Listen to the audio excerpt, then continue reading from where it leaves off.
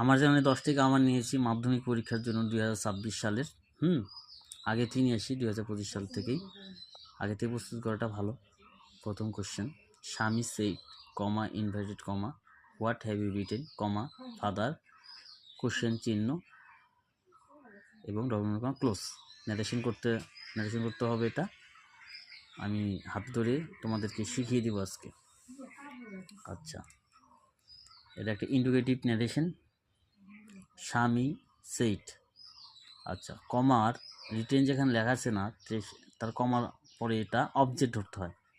তাহলে লিখতে হবে, মনে মনে ভাবতে হবে, স্বামী সেইড টু ফাদার। অ্যান্সারটা লিখবো এখন। স্বামী, কোশ্চেন চিহ্ন থাকলে আক্সড বসে।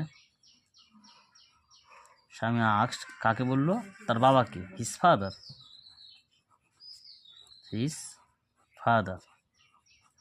আচ্ছা, WH ওয়ার্ড চেঞ্জ করা যান, তার জন্য আমরা WH ওয়ার্ডই লিখব। আচ্ছা, এখন দেখো সাবজেক্ট কোনটা আছে এখানে, ইউটা কত নম্বর, কি পার্সেন্ট? সেকেন্ড পার্সেন্ট আছে, ভার্বের আগে আছে, সাবজেক্টিভ হবে। যাকে রেফার করবে তারও সাবজেক্ট লাগবে। কাকে রেফার করছে? সেকেন্ড পার্সেন্ট অবজেক্ট করে, এটা সাবজেক্ট, এটা ভার্ব, এটা অবজেক্ট। তাহলে ইউটা হলো ভার্বের আগে আছে, সাবজেক্টিভ। ফাদারের সাবজেক্টিভ কি? হি। এটা কি টেন্স? Present perfect tense. তার জন্য পাঁচ পার্সেন্ট হ্যাভ থাকলে কি হবে? হ্যাড। তারপর ভিথি আনতে হবে, রিটেনই আনতে হবে।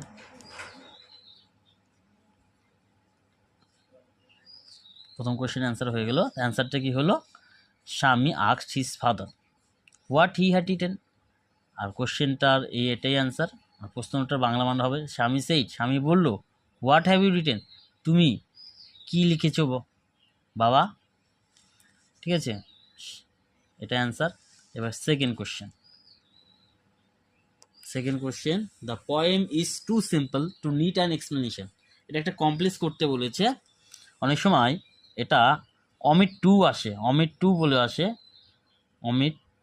আসে, ঠিক আছে, মানে টুটা উঠা দিতে হবে। কবিতাটি এতই সোজা, নিট মানে প্রয়োজন, ব্যাখ্যা করার প্রয়োজন হয় না। The poem is too simple to need an explanation. কবিতাটি এতই সাধারণ যে ব্যাখ্যা করার প্রয়োজনই হয় না। ঠিক আছে, তাহলে আমরা উত্তরটা আমি করে দিচ্ছি আবার। The poem is, T double থাকলে সো আনতে হয়, সিম্পল